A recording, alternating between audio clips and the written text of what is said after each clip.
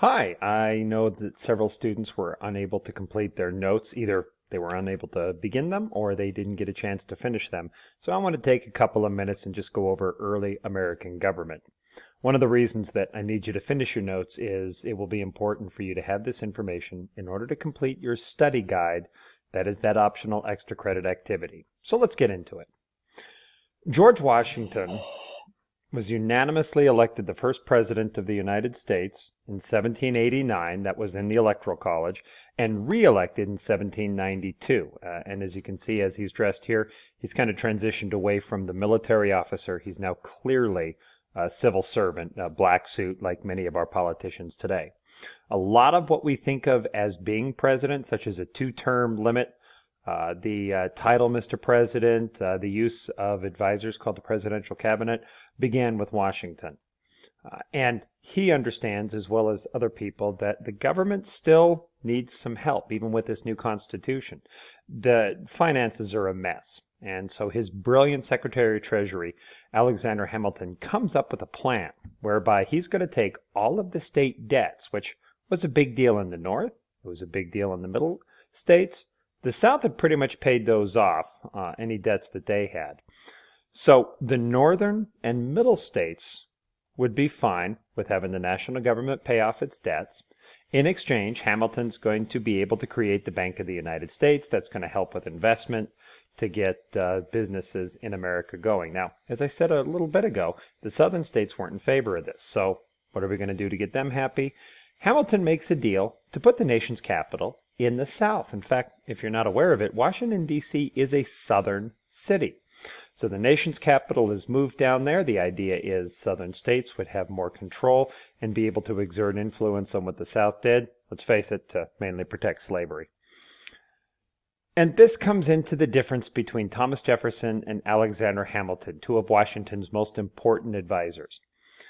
Jefferson is a strict constructionist. That means the Constitution only allows you to do a certain number of things. You can't go outside of it. Hamilton is a loose constructionist, which, unless it's banned in the Constitution, as far as Hamilton is concerned, it can be done by the national government. He has that flexibility. Washington, however, may not be completely done with military issues. We know during a second term that in order to pay off that huge debt that Alexander Hamilton had said he would pay the states, that he passed a tax on whiskey. This is a very common thing for farmers to make on their own. They sold it. It was a way for them to make money. So this tax on whiskey really fired up farmers in Pennsylvania and other areas, but Pennsylvania is where most of the issues are going to occur.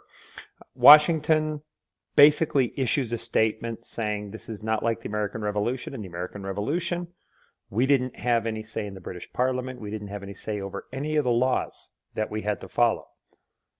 The difference is now you voted for me as president. You voted for your congressional representation. Pay the tax.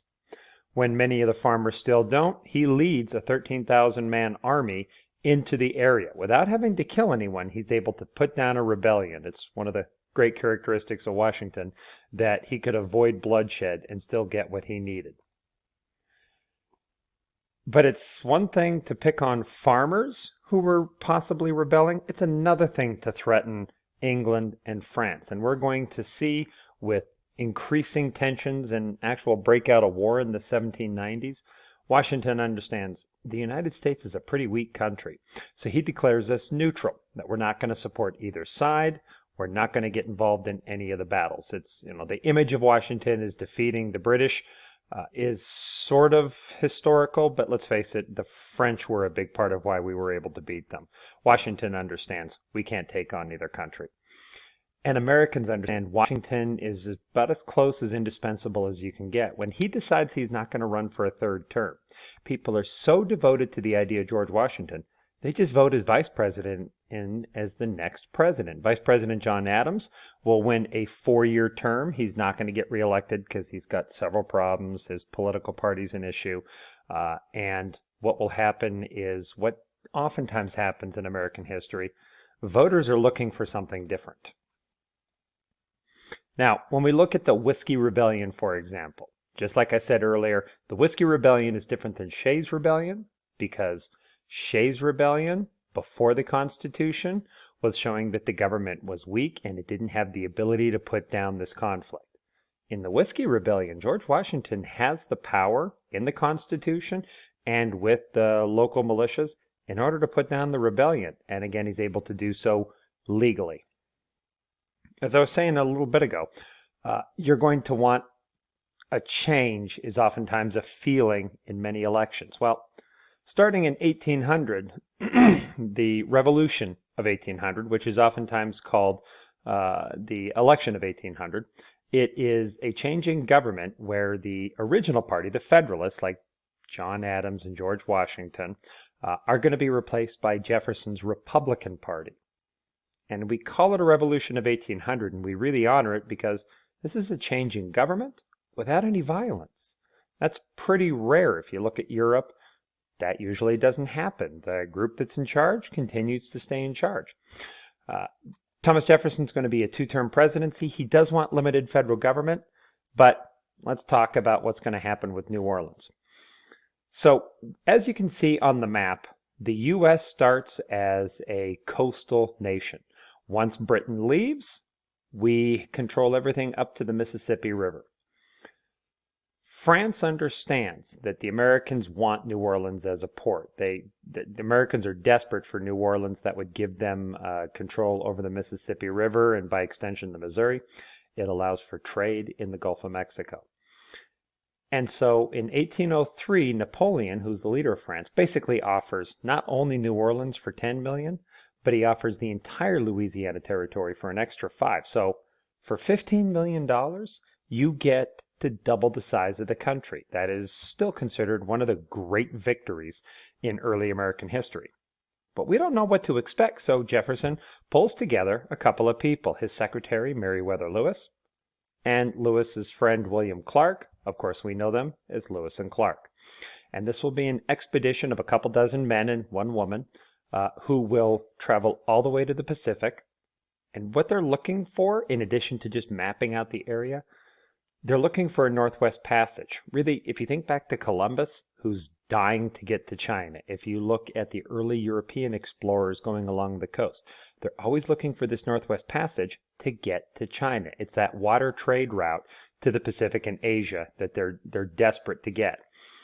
Well, the group that they're going to head is the Corps of Discovery. Of course, Lewis and Clark are a big part of it, but one person that doesn't get a lot of credit and should is Sacagawea.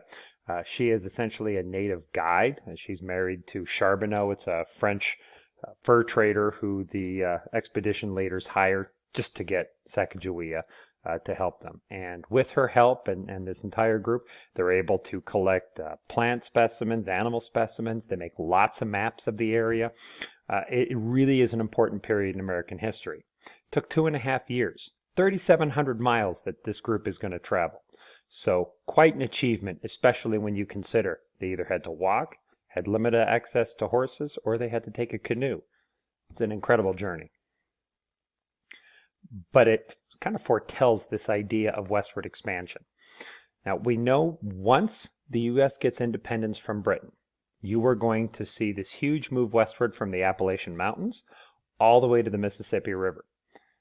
And what they're looking for is land. This is the number one thing that they're seeking. Now, we did an activity that talked about all the other things they're looking for. We went through an image that I'm just going to quickly go through here. Just looking for land in order to farm, that was your ability for wealth. That was your stability. Today, we look for jobs.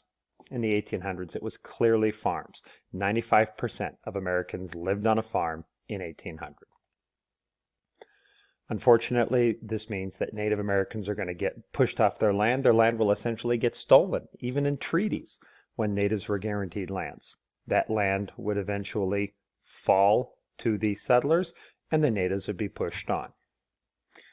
We'll get to the War of 1812 next week, but that's going to cause a larger mass movement into the Louisiana Territory, further shoving natives out of the way and bringing more Americans into the central part of the continent. Now, as I said earlier, land is the big thing, but it's not the only thing. And we did an activity where we talked about this expansion, which you see on the map, and I've already shown you on an earlier map. but in a different way. And this is understanding this westward movement using a painting in 1876 by Thomas Gast. And as you can see on the far right, you've got bright background, you've got modern shipping, trains, you can see the telegraph wire. If you look up front, you see two men who are farming their field with some cows pulling that plow. This is stability, this is civilization. When you look at the middle of the picture, all of a sudden you have this woman in the middle. Now, some of the students, when we were going over this today, some of them saw it as an angel, others saw it as Lady Liberty. They're both essentially correct. We believe that the angel is the best definition, but there's a lot of similarities to the Statue of Liberty. You can see the people in the middle are a little different. Instead of farmers, which are in one place, you've got miners on the bottom. These are people who are just looking for immediate gold, immediate profit, and then they move on. You can see the wagon train and the stagecoach, the Pony Express rider. The angel, or Lady Liberty, is not only bringing that telegraph wire, but she's also bringing books. So you're talking education and technology that she is bringing in addition to this idea of God. In the far west, you see very dark terrain. You've got kind of foreboding clouds. You see natives running away, the buffalo moving. Everyone's moving west, and this constant push westward is going to bring civilization there. So that's how Americans saw that movement westward in the 1800s. It's changed a bit, but it is an important period. And as I always said, look at that, a dog, always in every artwork. So during Jefferson's time, French Emperor Napoleon Bonaparte is basically fighting the entire continent of Europe. And you're going to see both Britain and France trying to get an advantage by stopping trade with Americans, U.S. ships. It's the only way that America really was able to create wealth, is their shipping industry. And so Britain would grab American ships that were traveling to France, and France would grab those American ships that are trying to trade with the British. Well, Jefferson decides he's going to use economic disincentives to punish the Europeans. So he gets Congress to pass the Embargo Act of 1807. Essentially, all U.S. businesses are banned from trading with Europe. His idea is, we'll teach the French and the British a lesson. A lesson is taught, but not the one he expected. It just about destroys the American economy, and it's going to take years for this in order to be resolved. So, make sure you filled out your notes. If you have any questions on the study guide, you're always welcome to come to my support class. The information was provided to you on that schedule, and have a great day.